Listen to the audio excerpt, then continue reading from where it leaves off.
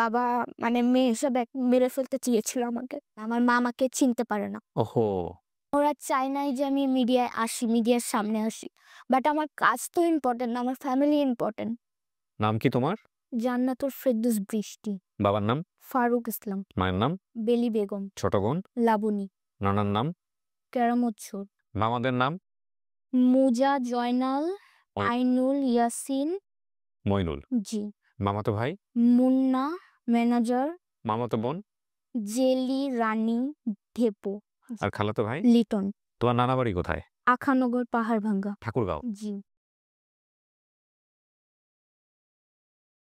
আমি তোমাকে তুমি করে বলি। জি বলেন। ওকে। প্রিয় দর্শক এবং শ্রোতা, আসসালামু আলাইকুম। আল্লাহ সর্বাবস্থায় আমাদের সবার মঙ্গল করুন। সবসময়ের মতো সেই দোয়া এবং শুভকামনা জানিয়ে শুরু করছি আপন ঠিকানার একটা বেসিক ভিডিও। যেই ভিকটিম আজকে আমাদের এই অনুষ্ঠানে এসছে, সে তার পরিবার খুঁজতে এসছে নিশ্চয়ই। এবং এই অনুষ্ঠানের মধ্য দিয়ে আরেকবার মনে করিয়ে দিচ্ছি, আপন ঠিকানার বেসিক ভিডিও মানেই হচ্ছে কোনো পরিবার হারা সন্তান তার পরিবার খুঁজতে এসছেন। এমনও হতে পারে বাংলাদেশের আনাচে কানাচেতে এরকম হয়তোবা অনুষ্ঠানটা এখনো মানুষ জানেন না। অনেক মানুষ আছেন হয়তোবা যারা পরিবার খুঁজতে চান, পাননি। আপনি যদি জানেন, আপনি তাকে বলুন আমাদের অনুষ্ঠানটা দেখতে এবং আপনি তার হয়ে আমাদের সঙ্গে যোগাযোগ করুন। যদি তার ইন্টারেস্ট থাকে তো। আমাদের ফোন নাম্বারটি হচ্ছে 09639887777। এই নম্বরে ফোন দেওয়ার পরে কেউ কিন্তু আপনার সঙ্গে কথা বলবে না। আপনি যা বলবেন সেটা এখানে রেকর্ড হবে। সো এই রেকর্ডটা শুনে পরবর্তীতে আমরা আপনাকে কল করব। এছাড়া আমাদের মেইল অ্যাড্রেস হচ্ছে sharemystory24@gmail.com। নাম কি তোমার? জান্নাতুল ফেরদৌস বৃষ্টি। জান্নাতুল ফেরদৌস বৃষ্টি। তোমার বয়স কত? আমার বয়স 18। শিওর তুমি তোমার বয়স 18? জি। কিভাবে শিওর হলা? কারণ আমার 2020 সালে আমার খালাতো ভাই যে আর্মি ক্যান্টারে চাকরি করে সে বলছিল। সে বলছে। ওকে। সো তোমার নাম হচ্ছে জান্নাতুল ফেরদৌস বৃষ্টি, তো আমার বাবা-মায়ের দেয়া নাম। জি। বাবার নাম? ফারুক ইসলাম। মায়ের নাম? বেলি বেগম। ছোট বোন? লাবণী। নানার নাম? কেরামত ছোট। কেরামত চোর। জি। চোর কি উপাধি হতে পারে নাকি? আমি জানি না। কেরামত চোর। আর যদি সত্যি, সত্যি চুরি করে থাকে তাহলে তো বিখ্যাত মানুষ। নামের সাথে মানে ওইখানে ওই নাম বলে সবাই চিনবে। ওরে বাবা! কেরামত চোর, নানার নাম। আচ্ছা, মামাদের নাম? মুজা, জয়নাল, আইনুল, ইয়াসিন। মইনুল। জি। ওকে। মামাতো ভাই? মুন্না, ম্যানেজার। মুন্না আবার ম্যানেজার। ম্যানেজার নামেও একজন আছে? অদ্ভুত নাম। মামাতো বোন? জেলি, রানী, ঢেপো। আচ্ছা, জেলি, রানী, ঢেপু। আর জি। খালাতো ভাই? লিটন। লিটন। বিশাল নাম মনে আছে। আচ্ছা, তোমার নানা বাড়ি কোথায়? আখানগর, পাহাড়ভাঙ্গা। আখানগর, পাহাড়ভাঙ্গা, ঠাকুরগাঁও। জি। আখানগর, পাহাড়ভাঙ্গা, ঠাকুরগাঁও। কেরামত চোর হচ্ছে ওর নানার নাম। আল্লাহ মাফ করুক। বেচারি কি বেঁচে আছে? না, মারা গেছে। ও আচ্ছা, তাহলে ঠিক আছে, ওনাকেই নাম দিয়ে খোঁজেন আপনারা। খুঁজে যদি পাওয়া যায়, আর ওর ছোটবেলায় যা শুনেছে তাই হয়তো মনে আছে। তো ঠাকুরগাঁয়ের আখানগর, পাহাড়ভাঙ্গা। জি। এখানে গেলে কেরামত চোর নাম দিয়ে খুঁজতে হবে। কি হয়েছে এবার ঘটনাটা বলো আমাকে বৃষ্টি, শুনি একবারে প্রথম থেকে। আমি 2018 সালের শেষের দিকে আমাকে এক খালু দিয়ে যায় ঢাকায় এক বাসায় কাজ করার জন্য। তো ওই কাজ করার আগের সম্পর্কে আমাকে একটু বলো। তোমার ফ্যামিলি সম্পর্কে কি মনে আছে? কি আমার করতা তুমি ছোট? ফ্যামিলির সাথে মনে আছে যে আমি ফ্যামিলির কাছ থেকে থাকতাম, কথা বলতাম। মানে আমার একটা নানি ছিল, মানে আমার নানির সাথে আমি সবকিছু শেয়ার করতাম। তো ওই নানি 2021 সালে মারা যায়। হুম। তো ওখান থেকে পরে আমার মানে ওখানে আমি আমার মায়ের সাথে বাপের সাথে অনেক অত্যাচার দেখছি। আমার মায়ের মেন্টালি নষ্ট হয়ে যায়। কি পর বাবা অত্যাচার করতো তোমার সাথে? জি, বাবা, দাদি, দাদা সবাই অত্যাচার করত। তো ওখান থেকে চলে গিয়ে আমার মায়ের বাসায় ছিলাম, মানে আমার নানির বাসায় ছিলাম। ওখান থেকে আমার জার্নি শুরু হয়, কারণ আমার নানি খাওয়াইতে পারতেছিল না ওভাবে। পরে ওখানে আসলা কেমনে তুমি? ওখানের এক আন্টির সাথে, আমার দেশের এক আন্টির সাথে, মানে ননদ হিসাবে চিনে। আচ্ছা, আমাকে তুমি একটু বলো, তুমি কাজের জায়গায় আসার আগে আমি এই লাইনটা ক্লিয়ার হতে চাচ্ছি যে তোমার আম্মু মানসিকভাবে অত্যাচারিত হতো ফ্যামিলির দ্বারা। সো তোমাকে ঢাকায় নিয়ে আসলো কিভাবে? তুমি ঢাকায় মানুষের বাসায় কাজ করতে আসলা কার মাধ্যমে? কোন আমার খালুর মাধ্যমে আসছে, মানে আমার খালুর নাম ওয়াজেদ। হ্যাঁ। তো ওই ওয়াজেদ খালুর মাধ্যমে আমি আসি 2018 সালের দিকে। তো ঢাকায় একবার তোমাকে যে নিয়ে আসছে তোমার ফ্যামিলির কাছে জানাই নিয়ে আসছে? জি, জানিয়ে নিয়ে আসছে। আচ্ছা, তোমরা অনেকগুলো ভাই বোন তো না? আমার অনেকগুলি ভাই বলতে আমার নিজের মায়ের পেটের যে বোন আমরা 2 বোন। তুমি বড়। জি, আমার ছোট ও। তোমার বাবা কি করতো পেশায়? আমার বাবার গাড়ি চালাইতো। তো ২ বোন বেশি হয়ে গেছে? ২ মেয়ে তার কাছে বেশি হয়ে গেছে যে মানুষের বাসায় কাজে দিতে হবে? আমার বাবা জানে না যে আমি কাজ করে খাই। আমার বাবা জানে যে আমি আমার খালার বাসায় থেকে বড় হই। It's very tragic story. বাবা এটা জানতেছে আর আর তোমাকে দিচ্ছে যে কাজে আচ্ছা তোমাকে নিয়ে আসছে খালু, জি, আপন খালু। জি। আপন খালু নিয়ে এসে কি করছে? বাসায় একটা কাজে দিয়ে যায়। এই বাসা থেকে আমাকে অনেক টর্চার করা হয়। আজ নিয়েই তোমাকে কাজে দিয়ে দেয়? জি, মানে ঠাকুরগাঁও থেকে ঢাকায় আসে। হ্যাঁ। ঢাকায় আসার পরে মানে ঢাকায় খালু কি ঢাকায় থাকতো? না আগে থাকতো। আচ্ছা তো তোমার বাসায় বলে নিয়ে আসছে যে আমার সাথে থাকবে। আমার ওখানে মানে আমার বাবাকে জানাইছে রিলি। আর আমার নানি মানে ওখানে জানাইছে যে আমি কাজে যাচ্ছি। মানে আমার ২ ফ্যামিলির মধ্যে ২ টা জিনিস জানে। তোমার মা তখন কোথায় থাকতো? তোমার বাবার সাথে থাকতো? না আমার নানির বাসায় থাকতো। আমার মায়ের মেন্টালি নষ্ট দেখে আমার মাকে ওভাবে কিছু বুঝানো যায় না। আমার মা আমাকে চিনতে পারে না। ওহো! সো তোমার মা থাকতো নানুর বাসায়। তুমি থাকতো বাবার সঙ্গে। বাবার সাথে থাকতাম, বাবার সাথে থেকে নিয়ে আসছে। বাবার সাথে থাকতা ওই অবস্থায় তোমার খালু নিয়ে আসছে। নিয়ে আসছে নিজের কাছে রেখে বড় করবে। এইভাবে এই কথা বলে। খালু নিয়ে এসে তারপরে কি করেছে? খালু নিয়ে এসে মানে আমাকে মানে আমার ফ্যামিলিকে বলেছে যে আমাকে ঢাকায় একটা বাসায় দিচ্ছে। বাসা অনেক ভালো। হ্যাঁ। কিন্তু এই বাসায় নিয়ে এসে পরের দিন দিয়ে যায়। কোনদিন যোগাযোগ করে নাই। খালু চলে গেল। জি, আচ্ছা উনি তো যে বাসায় দিয়েছে সে প্যারালাইজ হয়ে পড়ে গেছে মানে আর বিছানা থেকে উঠতে পারে নাই। কে? মানে ওই ওয়ারজেদ খালু। এটা তুমি বুঝলা কিভাবে? লাস্ট মোমেন্টে মানে ওই বাসায় একদিনই শুধু ফোন করছে যে আমি বিছানা থেকে আর উঠতে পারছি না। ওকে। সো তোমাকে বাসায় দিয়ে গেছে, যে বাসায় দিয়ে গেছে তারা কারা ছিল? তারা একজন তোমার খালুর পরিচিত ছিল? জি, কি করত? উনি হলো একটা ব্যবসার জিএম ছিল। তো ওই বাসায় অনেক টর্চার করা হতো। মানে নানা রকম মারধর করা হতো। তো আমি ওদের কাছে অনেকগুলি টাকা পাই, ওই টাকাগুলি আমি পাই নাই। কি মারধর করত? কি করেছে তোমার সামনে? মানে ছুরি বটি দিয়ে হাত কেটে দিত, খুন্তি দিয়ে গলার মধ্যে তোমার এই ডান হাতের কাটা দাগটা কিসের? এই হাতের কাটা দাগটা পড়ে গেছে। এটা আমার ছোটবেলায় আরেকটা বাসায় কাজ করতে গিয়ে। এটা কি তোমার বাবা জানতো? আমার বাবা জানতো না, আমার ফ্যামিলি জানে। মানে আমার যে মানে নানি বাসা সবাই জানে। ওকে। তার মানে তোমাকে আগে থেকেই কাজে দিত। জি, আমার ৭ বছর না ৬ বছর থেকে আমাকে মানে কাজে মানুষের বাসায় কাজে দিয়ে দেয়। জি। তোমাকে লেখাপড়া করাইছে? আমাকে ওভাবে কোনোদিন স্কুলে ভর্তি করায় নাই। আমি নিজে, নিজে মানে বান্ধবীদের সাথে গেলে পড়তে বসতাম এরকম কিছু। ওর উচ্চারণ দেখছেন? বাংলা ভাষার যে ওর যে উচ্চারণ কত সুন্দর। দিল ওখানে কাজে। তারপরে তোমার খালু আর যোগাযোগ করত না। তা তোমার খালু এই ফ্যামিলিকে চিনতো কিভাবে? ফ্যামিলির সাথে তার চেনা হইছে মানে আশেপাশে হয়তো তার সাথে থাকতো বা কোনো কিছু। কিন্তু আমার খালুর টাকার জন্য মানে উনার কাছ থেকে টাকা নিত। মানে আমাকে দিয়ে যাওয়ার পরে। তুমি বাসায় কি রোল প্লে করতা? মানে কি ধরনের কাজ করতা? বলতে গেলে ওই বাসায় যেরকম সব কাজই ঘর মুছা, কাপড় ধোয়া, ফার্নিচার মোছা, কুটা বাছা তোমার বয়স কত যখন ওই বাসায় দিয়ে গেছে? ১২ বা ১১ ১২ বা ১১ বছর বয়সে তো তোমার হারায় যাওয়ার কথা না বাবা। তুমি ওখানে আ মোটামুটি ম্যাচিউর বয়সে আসছো। আমার বয়স ওখানে ১২ বা ১১ আচ্ছা। মানে আমি সব কাজ নিজেই করছি। ফ্যামিলি মেম্বার কতজন ছিল ওখানে? যাদের তুমি ওখানে ফ্যামিলি মেম্বার ৬ জন ছিল। আর বাসায় কোনো কাজের লোক ছিল নাকি তুমি না একাই? বাসায় কাজের লোক ছিল না। সো তুমি একাই সব করতা? জি। আমরা চাইলে তার পুরো আইডেন্টিটি সমস্ত কিছু আমরা রিভিল করে দিতে পারি। এবং একই সাথে আম ওনাদেরকে আমরা যোগাযোগ করতে পারি যে আপনাকে কেন দিয়ে গেছিল, কারা দিয়ে গেছিল। তুমি ওই পরিবারকে চেনো নিশ্চয়ই? জি চিনি। ওখানে গিয়ে তুমি খালুর কথা জিজ্ঞেস করছো না যে আপনারা আমার খালুকে চেনেন, খালুকে ফোন দেন। ফোন দিয়ে আমার পরিবার খুঁজে দেন। বলেছি বাট ওরা না আমার ফোনের মানে আমি যে ফোন দিয়ে কল দেই বলে আমি চিনি না, আমি ওই মেয়েকে খুঁজছি, পাচ্ছি না। বাট পুলিশের কাছে কেস করেছি, তাকে জেলে ঢুকাবো। আমি শুধু আবার একটা কথাই বলেছি যে আমার যেটা আমার পুলিশের কাছে কেস করেছি মানে তোমার এগেইনস্ট এ কেস করেছে? জি, জেলে ঢোকানোর জন্য জি। তোমাকে? এইজন্য তুমি ভয়ে যাও না ওখানে নাকি? আমি ভয়ে যাই না বাট আমার মনে হয় ওখানে গেলে আমার কোনো লাভ হবে না। বরং আমি নিজে ছোট মনে হব। কেন? কারণ ওদের ব্যবহার অনেক খারাপ। তাতে কি? ও তো তোমাদেরকে তোমার খালুর ফোন নাম্বারটা দিয়ে দিলেই তো তুমি তোমার ফ্যামিলি খুঁজে বের আমি আমার ফ্যামিলির ২ টা নাম্বার ছিল আমার কাছে। আমি ২ টা নাম্বারে ট্রাই করেছি বাট আমার ফ্যামিলি বন্ধ করে রেখেছে নাম্বার। তো তোমাকেও চায় না তাহলে তোমার ফ্যামিলি। তাহলে তুমি ব কাকে যে চাচ্ছে না তার সাথে তো আমার যোগাযোগ করার দরকার নেই। আমার মা-বোন তো আমার কাছে ইম্পোর্টেন্ট। কার সাথে যোগাযোগ করেছিলে তাহলে তুমি যারা ব্লক করেছে? যে দিয়ে গেছে আমাকে ঢাকায় তার ছেলের সাথে। ওকে। আর তার মানে যে দিয়ে গেছে তার সাথে।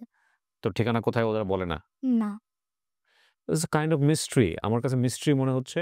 দেখুন, ঘটনার ডায়াগ্রাম যেখানে গেছে সেটা ইম্পোর্টেন্ট না। ও তার পরিবার খুঁজতে এসছে, আমরাও পরিবার খুঁজবো। এটাই হচ্ছে মূল কথা। তবে আমি এখানে যে বিষয়টা বলতে চাচ্ছিলাম ওর কিন্তু সমস্ত কিছু মনে আছে। কোন ফ্যামিলিতে ও টর্চার হয়েছে, কি হয়েছে না হয়েছে এবং ওর যে বয়স সেই জায়গাটি থেকে লজিক্যালি কিন্তু ও যদি অপরাধ করেও থাকে, ও যদি ভুল করেও থাকে, তাহলে ওই ভুলের শাস্তি, অপরাধের শাস্তি কিন্তু এই ফিজিক্যাল টর্চার কোনোভাবেই আইনত এটা টিকবে না।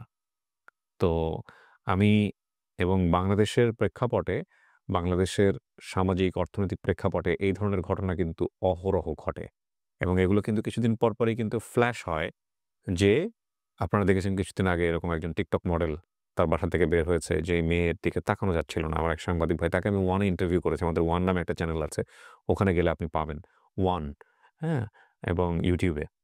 সো এই যে বিষয়গুলা এগুলো কিন্তু খুবই আতঙ্কের, খুবই আতঙ্কের।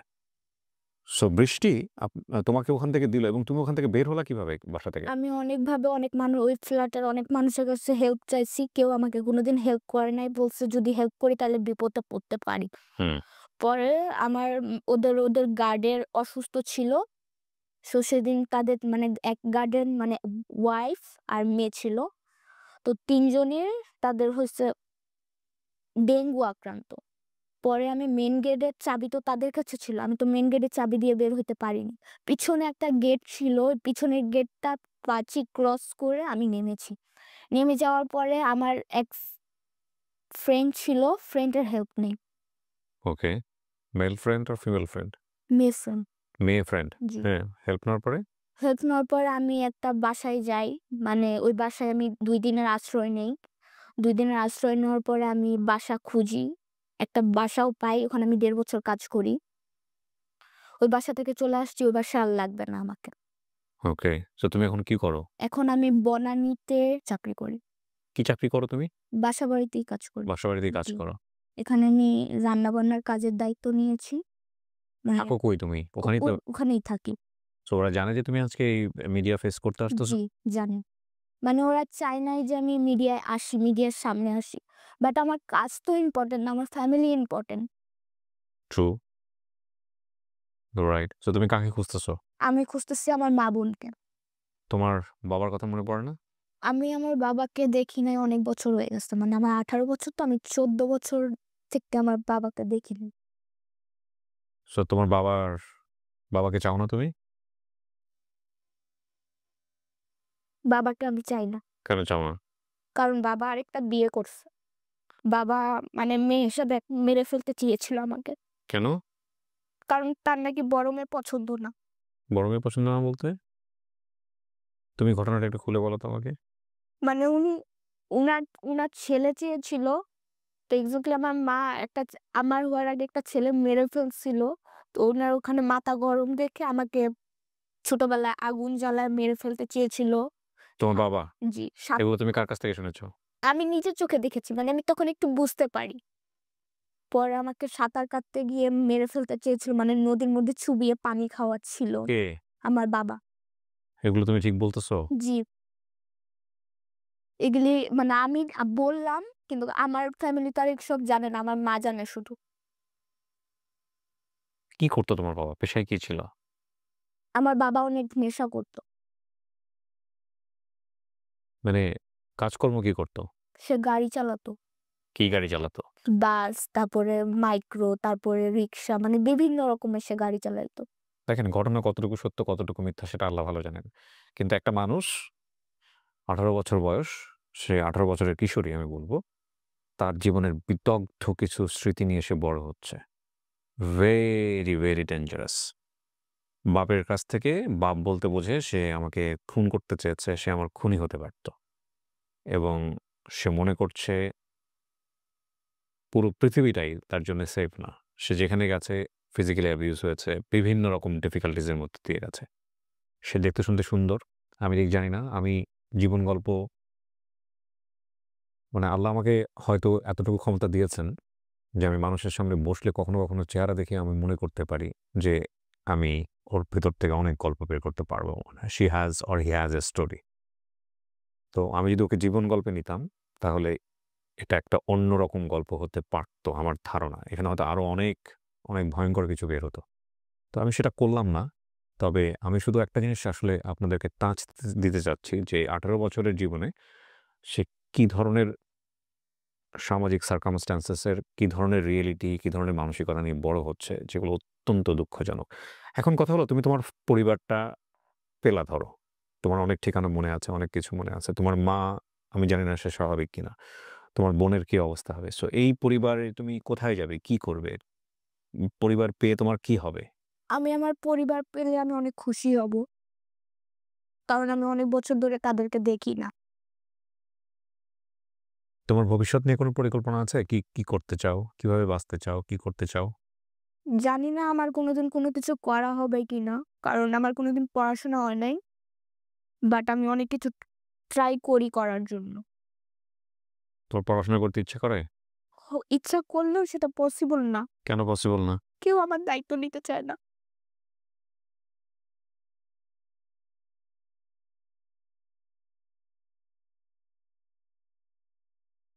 আর কিছু বলবা তুমি? না আমি এখানে আরেকটা কথা বলতে বলো। চাচ্ছি। আমি যে বাসা থেকে কাজ করে বের হয়েছি, এ বাসায় আমি অনেক টাকা পাই।